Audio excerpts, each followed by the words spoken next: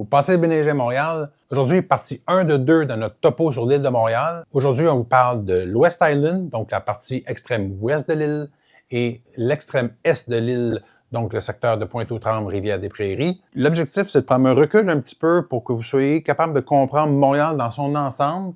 On va vous parler des différents secteurs de l'île pour voir ce qui vous intéresse. Mais avant, abonnez-vous à la chaîne, cliquez sur la cloche. N'hésitez pas, si vous pensez venir vivre à Montréal dans 2 semaines ou dans 2 ans, prenez contact avec nous si vous avez des questions détaillées, précises. C'est gratuit. En tout temps, ça fera un plaisir de répondre à vos questions. On peut prendre 1 heure de temps, discuter, et même si vous venez à Montréal très bientôt, ça va faire plaisir de vous accompagner une partie de journée afin que vous connaissiez la ville et vous soyez capable de vous y retrouver. N'oubliez pas, on est des experts en immobilier de Montréal, passionnés de notre ville. On connaît la ville de fond en comble.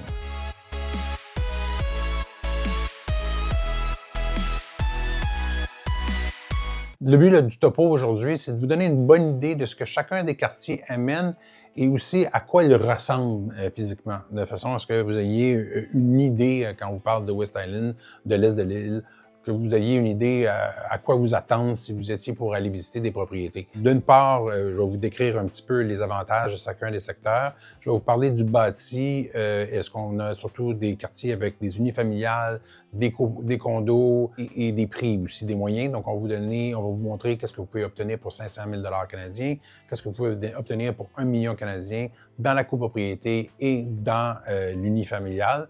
Donc, si vous avez une famille, si vous êtes seul, vous aurez alors une idée assez rapide si le quartier vous tente ou pas. Je vais aussi vous parler des langues qui sont parlées dans chacune des communautés. Aussi, si on me parlait justement des Français récemment qui voulaient être dans une communauté plus anglophone pour que les enfants puissent apprendre.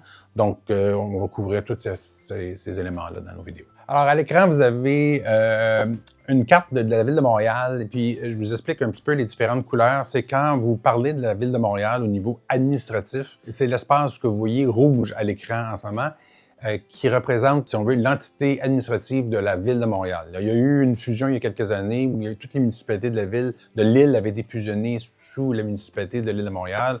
Le gouvernement provincial suivant avait permis à certaines villes de défusionner avec un référendum et ça a donné l'espèce de fromage suisse que vous voyez à l'écran en ce moment. Donc, vous avez l'île en ce moment qui est majoritairement composée de la ville.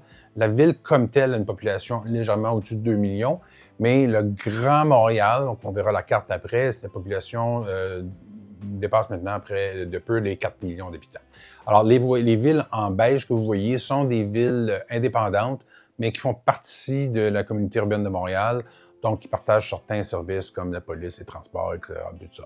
Quand quelqu'un de l'étranger, quelqu'un de Montréal va à l'étranger, puis il rencontre quelqu'un, puis vous dites, vous de Montréal, bien, essentiellement, là, si les gens habitent dans l'espace dessiné sur la carte, c'est Montréal. C'est le Grand Montréal métropolitain.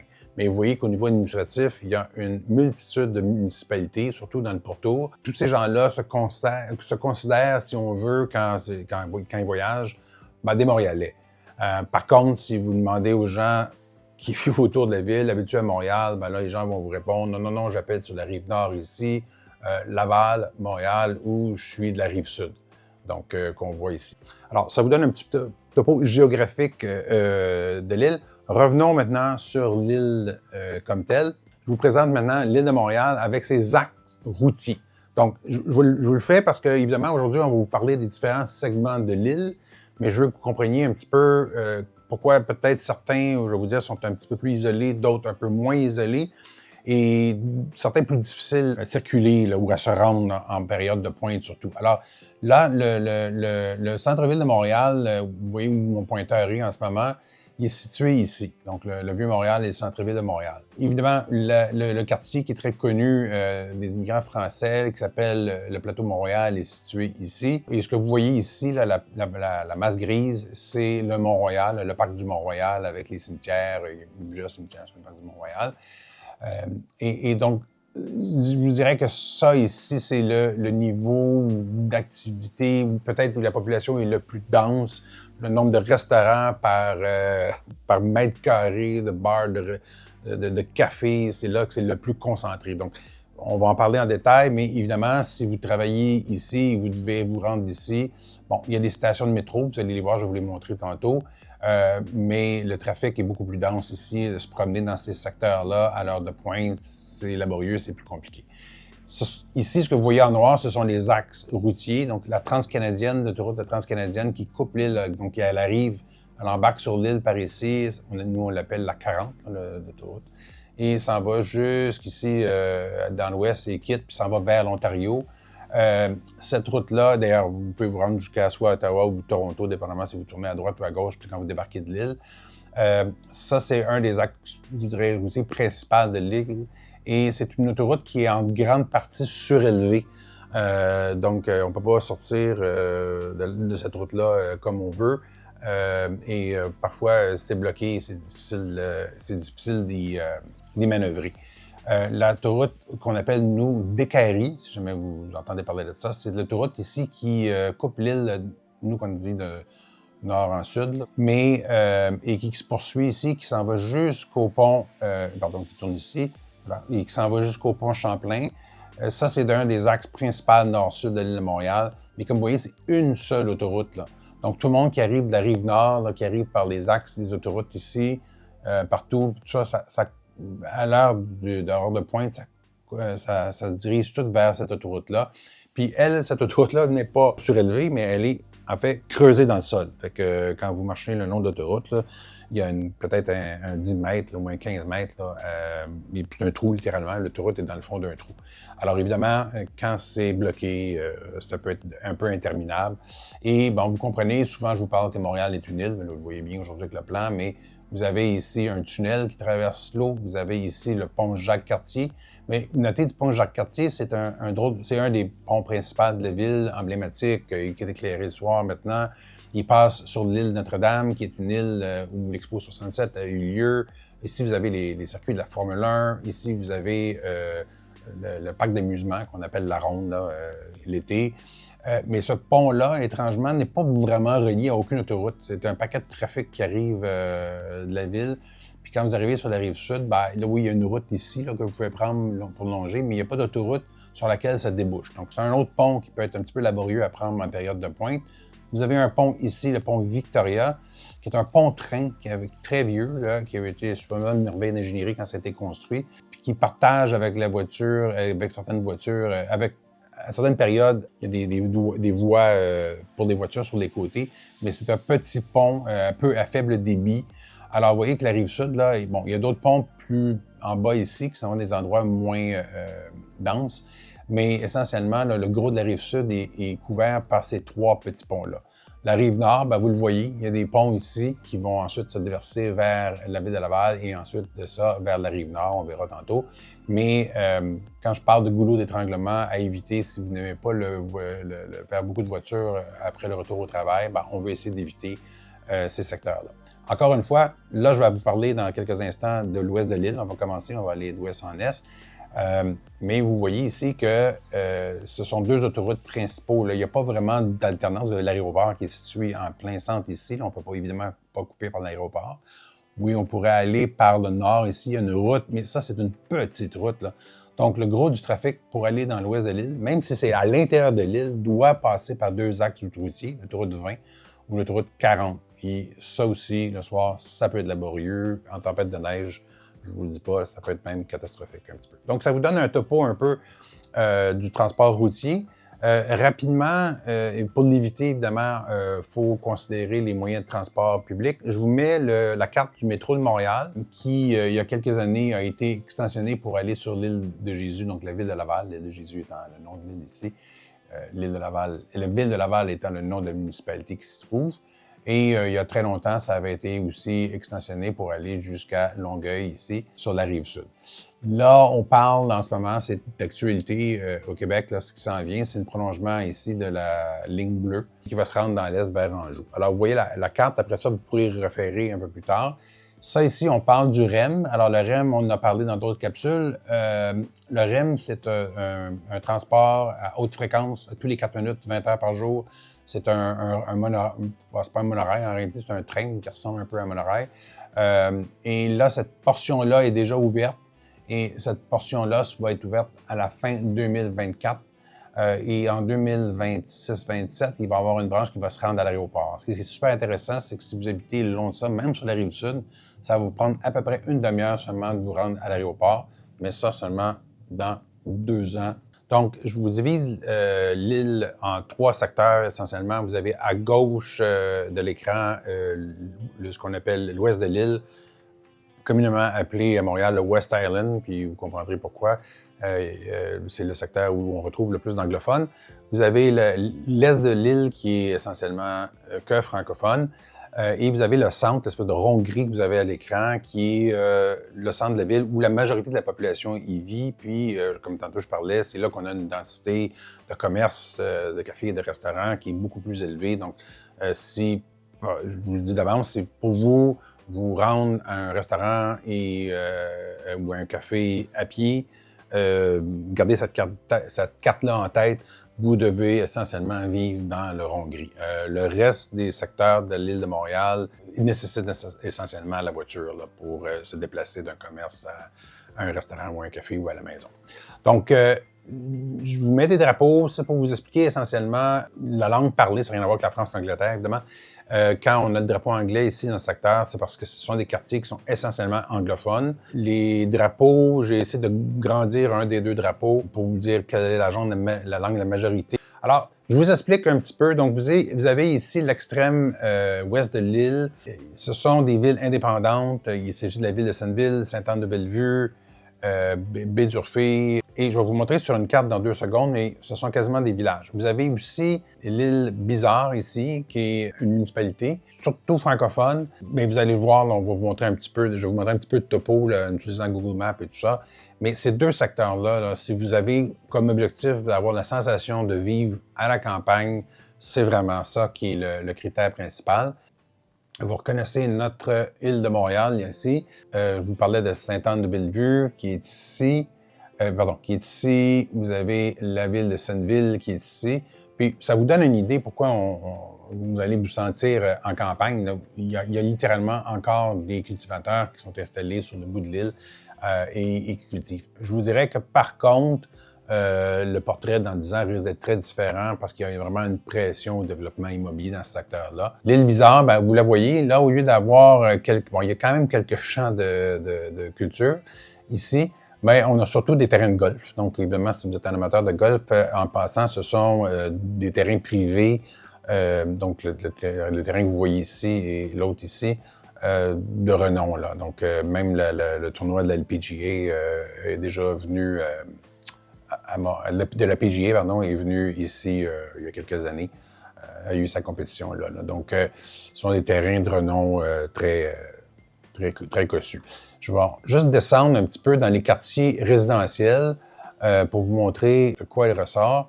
Donc, quand on regarde le bâti, alors voilà, on est arrivé. C'est très classique, ça, de l'île Bizarre, là, quand vous promenez à l'île Bizarre. Donc, ce sont des quartiers où les rues sont larges, les terrains sont grands et ce sont essentiellement des propriétés. La maison moyenne, je vais vous donner des prix, là, juste pour vous donner une idée. L'île Bizarre, c'est 650 000. Et il y a une statistique de condos, d'appartements en condo. La moyenne est 444 000, mais il y a très peu de transactions. Là. Il y a quelques petits bâtiments en copropriété, mais très peu. Vous voyez ici, vous avez un autre secteur de l'île Bizarre, maison un peu plus cossue, évidemment, quand on arrive sur le bord de l'eau. Mais c'est un secteur, évidemment, là, si vous travaillez au centre-ville, vous allez devoir prendre la voiture. Là, si vous comptez sur le transport en commun pour ça, ça va devenir assez laborieux. Mais si pour vous, c'est la tranquillité, la paix d'esprit, comme regardez, là, il y a des gens ici qui achètent des propriétés puis qui sont directement pignons sur le terrain de golf. Alors, c'est quand même pas désagréable l'été, là. Donc, ça fait du voisinage plutôt tranquille. Sainte-Anne-de-Bellevue, donc, on est encore dans l'extrême ouest. C'est un peu un village, là.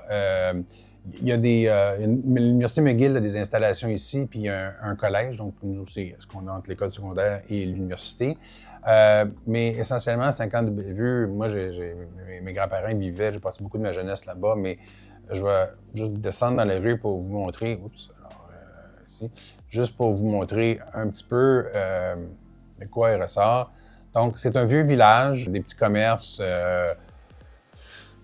Et derrière, là, malheureusement, on ne voit pas ici, mais si je remonte un petit peu, derrière, on voit les marinas ici.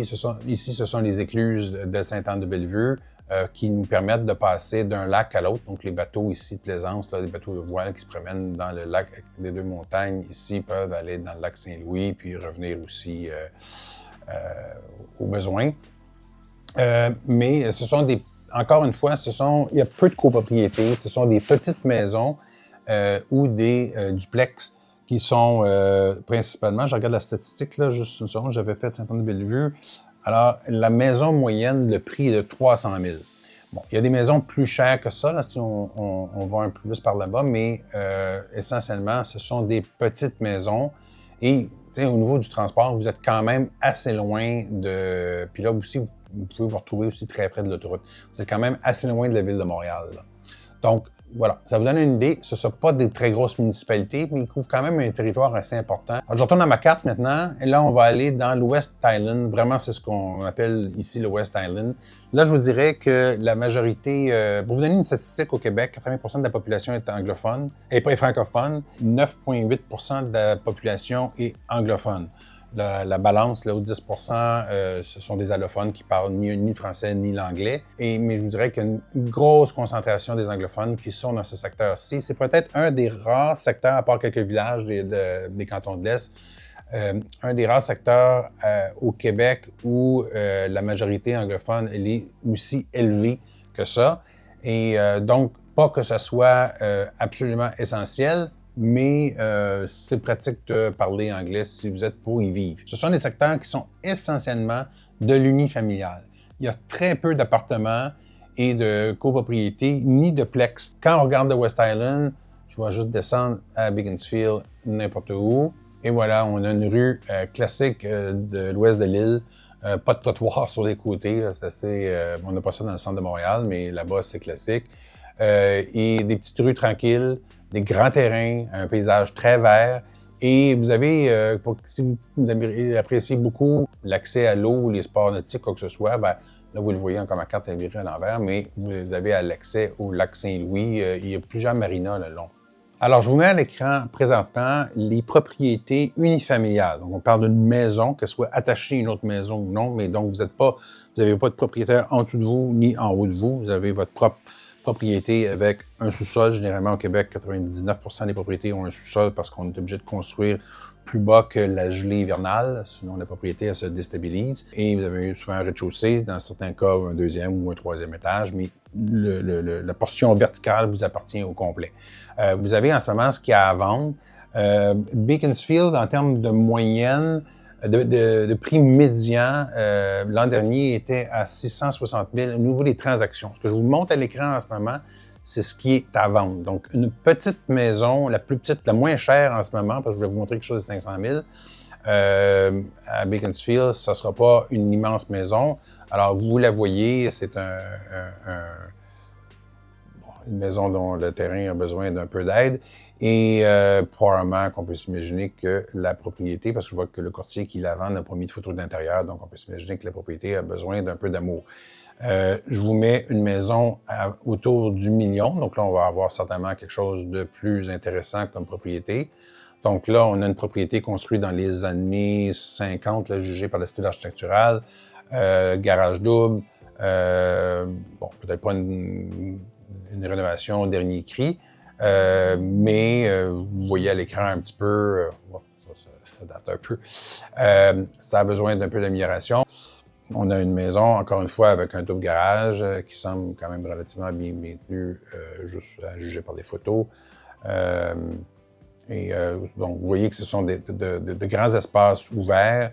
On a un terrain ici de, mon Dieu, presque plus de 1000 mètres. Ça vous donne une idée là, mon Dieu, il peut y avoir une piscine dedans ou un terrain de tennis, si vous voulez. Là. Et la propriété, le courtier n'a pas écrit non plus la grandeur de la propriété, mais on a 4 chambres à coucher complètes, 2 salles de bain complètes et une salle d'eau, 14 pièces au total, hors sol, donc on ne calcule pas le sous-sol. Donc, ça vous donne quand même l'idée un peu de ce qu'on peut obtenir à Beaconsfield.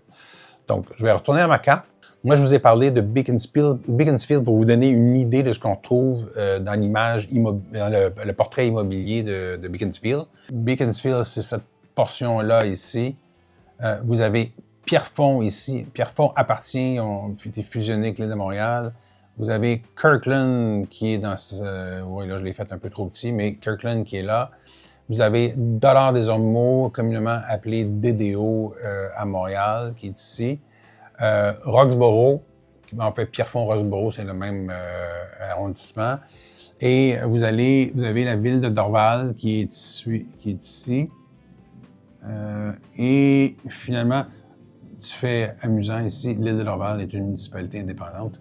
Je pense qu'il y a 80 personnes qui vivent là-dessus. Et vous avez, pas loin ici, Pointe-Claire, qui est ici. Bon, là, non, Pointe-Claire qui va jusqu'ici, pardon. Alors, donc, j'ai peut-être arraché un petit peu de Beaconsfield aux citoyens de Beaconsfield, que je dis bien en Pointe-Claire, mais vous comprenez. Donc, ça, ce sont toutes les municipalités qui forment l'ouest de l'île.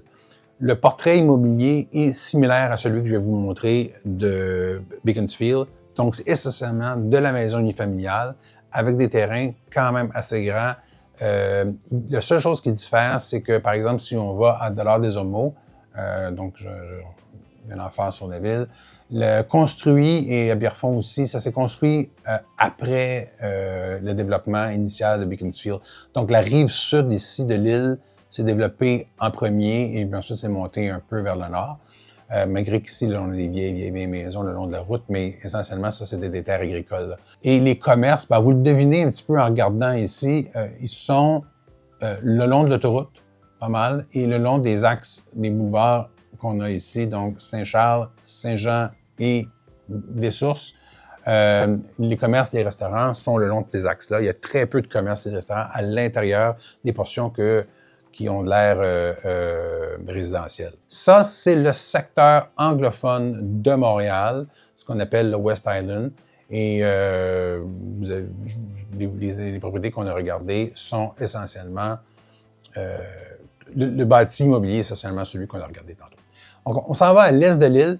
Là-dedans, vous avez les municipalités de Montréal-Est, les arrondissements Pointe-aux-Trembles, Rivière-des-Prairies, Montréal-Nord. Moi, je vous recommande peut-être de vous concentrer sur peut-être l'arrondissement de Montréal-Est en partie et surtout Pointe-aux-Trembles, qui est probablement l'arrondissement le plus intéressant de ce côté-là. Seule chose, c'est que l'arrondissement de Pointe-aux-Trembles, c'est l'arrondissement le plus à l'est, donc le plus loin de la ville. Donc, encore une fois, si vous avez à vivre au centre-ville ou à travailler au centre-ville de Montréal, vous avez des amis au centre-ville de Montréal, vous les côtoyez fréquemment, ça ne sera pas évident. Souvenez-vous, quand je parlais des axes routiers, vous allez être obligé de passer fréquemment par la 40 pour vous rendre ou par la rue Sherbrooke, qui est une rue, là, qui n'est pas une autoroute, donc plusieurs feux de circulation, tout ça. Donc, c'est à considérer seulement si... puis là, à cet endroit-là, vous n'avez aucun pont pour vous rendre sur la rive sud de cet endroit-là. Donc, il faut revenir vers le tunnel Hippolyte-Lafontaine. Vous pourrez quand même, en continuant et en sortant de l'île par complètement à l'est-nord-est, revenir et aller vers Terrebonne, puis ça, la rive nord, mais c'est pas facile. Alors, le secteur privilégié, c'est le secteur de Pointe-aux-Trembles ici. Petite mention ici sur la présence des raffineries, à éviter peut-être un peu d'être trop près. Ce sont les raffineries de Montréal. Donc, si je vous montre un peu une idée de ce que ça a l'air quand on passe sur la 40, ça, c'est l'axe routier principal. Vous voyez ici le paysage là, dans cette section-ci de la ville. Donc, c'est probablement à éviter. Pas probablement, je vous le recommande de ne pas aller trop près de ça. La partie la plus agréable, c'est vraiment cette portion-là ici. Comme le West Island, vous avez accès à l'eau. Donc, il y a encore... Il y a beaucoup de parcs. Là, si je m'en vais complètement dans le fond de l'île ici, vous avez un parc qui est très, très beau, lequel vous pouvez marcher facilement. Vous avez un terrain de golf ici, là, vous traversez la route ici en kart pour aller jouer de l'autre côté. Et vous avez le collège Saint-Jean-de-Vanier ici, qui est un collège très reconnu à Montréal. Au niveau immobilier, je vais descendre dans la rue pour vous montrer un petit peu le portrait immobilier de la ville. On va aller complètement à l'est ici. Donc, vous voyez, donc il n'y aura pas de copropriété en forme de tour. Donc, si vous cherchez un condo avec piscine intérieure, gym et tout ça, c'est pas le genre de propriété que vous allez retrouver. Donc, petit aparté, en ce moment, les structures blanches que vous voyez ne sont pas permanentes. On ne les voyait pas tantôt, évidemment, parce que c'était l'été. Nous, on appelle ça au Québec communément des tempos. Ce sont des abris hivernaux. En réalité, Tempo est le nom d'une compagnie qui fait ce genre d'abris-là, mais il y en a plusieurs aussi, d'autres compagnies qui le font. Et ce sont des abris qui sont, je pense, uniques au Québec, ou au Nord, en tout cas au Canada aussi, il y en a, au Canada anglais, dans les autres provinces. Mais c'est essentiellement des abris là, pour garder la chaussée propre et les voitures exemptes de neige pendant l'hiver. Ils sont posés généralement au mois de novembre, puis retirés fin novembre, et ils sont retirés assez rapidement, d'habitude au mois de mars.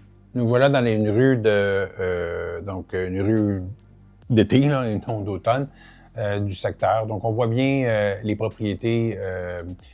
Il s'agit de petites propriétés. Le prix moyen d'une maison est de 496 000. On regardera vite sur mon système de courtier, voir un peu les prix. Et les copropriétés qui sont dans des duplex. Donc, laissez-moi prendre un secteur où il y aurait des duplex. Donc, si on va ici, dans les rues. Donc, vous voyez des constructions plus récentes. Bon, là, on retourne encore l'automne avec nos tempos de tantôt, nos abris hivernaux. Mais vous voyez le genre de bâtiment. Ici, là, vous avez 6 logements par bâtiment. Et là, tout ce secteur-là, si on retourne un petit peu en arrière, tout le secteur est bâti de la même façon un peu. Ce sont juste tous des logements de la copropriété. Ce genre de propriété-là, en moyenne, donc le prix médian de 312 000. Et pour la maison qu'on a vue tantôt, le prix médian était de 496 000, donc juste sous la barre du 500 000. Alors, vous voyez que dans ce qui est à vendre présentement, dans la condo, donc dans l'unité, bon, j'avais dit en entrée de jeu qu'on regarderait les propriétés de 500 000, mais il n'y en a qu'une, donc ce serait la plus dispendieuse. Alors, on a quand même un bâti assez intéressant ici. Donc, à peu près 140 mètres carrés de superficie habitable. Donc, 3 chambres à coucher, 2 salles de bain complètes. Donc, je vais remettre quelques secondes les photos plein écran. Donc, vous voyez le genre de bâti. Donc, quand même assez intéressant comme propriété, là, donc moderne, des aires ouvertes, tout ça. Et donc, on peut présumer que si vous achetez une propriété comme ça, vous n'aurez pas de rénovation à faire avant un bon bout de temps. Souvent, si vous venez de l'extérieur de Montréal, on recommence une belle terrasse en hauteur aussi. Donc, ça, c'est présentement la copropriété la plus dispendieuse à vendre à Pointe-aux-Trembles. Si on regarde peut-être une propriété moyenne, j'en prends une ici, sur le boulevard du Tricentenaire. Donc, là, on a une propriété qui date d'un peu plus longtemps et 2 chambres à coucher plus une salle de bain. On n'aura pas quelque chose d'aussi rénové. Mais voilà, quand même des bons espaces, assez grands. Et quelque chose de quand même assez moderne comme propriété. Donc, si jamais vous voulez avoir de l'espace, ce qui est intéressant avec l'Est de ville, c'est que si vous voulez avoir de l'espace, proximité de l'eau. Là, évidemment, l'eau, quand je vous parle de l'eau, tantôt on avait regardé sur la carte, gardez en tête que vous n'êtes pas près des lacs. Donc ça, c'est le fleuve qui passe à cet endroit-là. Donc, on ne peut pas aller faire de la voile. Là. Donc, le courant, ça va être un petit peu difficile. Dans le West Island, on a l'avantage d'être tout près des lacs. Alors, voilà. Pour ce qui est des unifamiliales, bon, alors, pardon. Donc ici, on a une propriété qui demande 500 000. On peut présumer que ça va se vendre moins cher dans l'état du marché actuel. Ça vous donne une idée de l'état de la propriété. Donc, on a quand même une propriété assez récente ici, probablement fin des années 70, début des années 80, là, juste pour avoir le style de cabinet qu'il y avait dans la cuisine. On a à peu près 130 mètres carrés de superficie habitable, un terrain de 280 mètres carrés à peu près. Là, je fais des conversions rapides là, entre le système impérial et métrique. 3 chambres à coucher, une salle de bain complète et 2 salles d'eau. Vous avez généralement un sous-sol aussi. Quand je donne des superficies habitables, tenir compte que ça ne tient pas compte du sous-sol. Là, je vois la photo principale du bâtiment. Oui, il y a probablement un sous-sol, mais il est peut-être petit parce que vous avez un garage en sous-sol. Donc, il doit probablement prendre une bonne partie de l'espace. Alors, je vais maintenant voir dans le plus cossu Pointe-aux-Trembles ce qu'on retrouve. 1,1 million. Quand même, vous avez quelque chose de plutôt joli ici. Une maison qui doit certainement dater, je serais curieux de voir la date, là, c'est soit une imitation d'une maison centenaire ou... et puis là, on est en bordure de l'eau aussi, donc c'est pas inintéressant.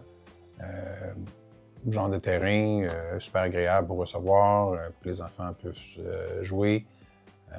Bon, ça a été rénové, c'est clairement pas à l'intérieur d'une maison centenaire, donc c'est soit été rénové ou c'est pas une maison centenaire comme telle. Malgré que je vois des plafonds qui sont quand même assez bas, donc ça c'est typique de l'époque. Je suis curieux, on va aller voir l'affiche après. Ouais, c'est peut-être pas une maison très récente, ça. Juste par le style, ce livre que je vois. Ah, pièce intéressante ici pour l'été. Donc, si je regarde au niveau de l'année de construction... Ah oui, ben là, vous avez une maison plus que centenaire, là, construite en 1760, sous le régime français, quand même. C'est pas fréquent qu'on trouve ce genre de maison-là. Donc, ça a quand même été bien rénové, là, donc, donc on peut présumer que la structure a été rénovée aussi. Vous avez 5 chambres à coucher, 3 salles de bain complètes, pas de salle d'eau, 12 pièces hors sol. Juste faire noter, je vous le montre ici, il n'y a pas de sous-sol. C'était fréquent dans l'époque. Autrefois, on ne construisait pas de sous-sol dans les propriétés. Évidemment, on n'avait pas les mêmes moyens qu'aujourd'hui. Mais quand même, une belle propriété en bordure de terrain. Donc, ça vous donne une idée un peu de ce qu'on peut retrouver dans le secteur. Une belle maison plus que centenaire. Mais il n'y en a pas, vous voyez, il n'y en a pas une quantité effroyable. Pointe-aux-Trembles, ce n'est pas un gros arrondissement. Donc, évidemment, le choix n'est pas aussi grand que ce que vous retrouvez dans West Island, qu'on vient de parler avant, où peut-être le bâti est 10-15 fois plus grand que dans l'est de l'île. Donc, ça fait le tour de la première partie de l'île de Montréal. Donc, on a vu l'ouest, on a vu l'est ici, surtout en vous parlant de Pointe-aux-Trembles, qui est mon secteur favori. On va vous parler dans la deuxième partie du centre ici. Le centre, on l'a divisé en plusieurs sous-petites sections parce qu'évidemment, là, la densité est beaucoup plus importante et il y a plus à dire. Donc, suivez-nous. La partie 2, on vous parle du centre de l'île de Montréal.